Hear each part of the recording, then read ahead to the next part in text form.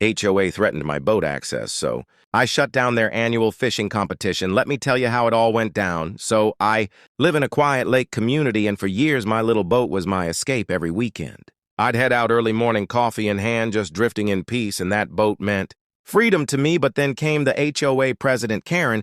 She hated that I kept my boat tied. Up at the dock near my house, she stormed over one day waving some fake letter claiming my boat was an eyesore and threatened to fine me $100 a day unless I removed it. I laughed at first, but then she doubled down. She filed complaints, had security, tape warnings to my door, and even threatened to call the sheriff saying my boat violated community standards. But here's the thing: I actually owned deeded lake access written into my property agreement, something she clearly didn't bother to check, so I lawyered up quietly, and while she was busy bullying me, she was also planning the HOA's biggest annual event, their fishing competition, which drew the whole town. Now here's where it gets good. She scheduled the entire competition on my dock without asking, assuming she had authority, but since that dock was mine, I went straight to the county office, filed a simple notice of trespass, and when the big day arrived, imagine dozens of fishermen crowding around with their rods and coolers, only to find sheriff deputies blocking the dock with signs saying private property, no trespassing, event canceled.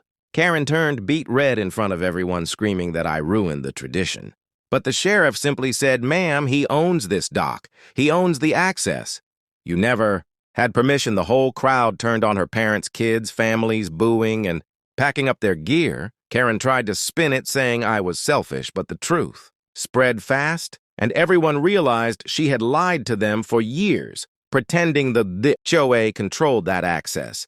She was humiliated that day and eventually voted out. As HOA president, my boat still sits proudly on my dock untouched, and every morning I wave at neighbors who now smile, knowing I stood up to her tyranny. So, yeah, the HOA tried to threaten my boat, but I sank their biggest event instead.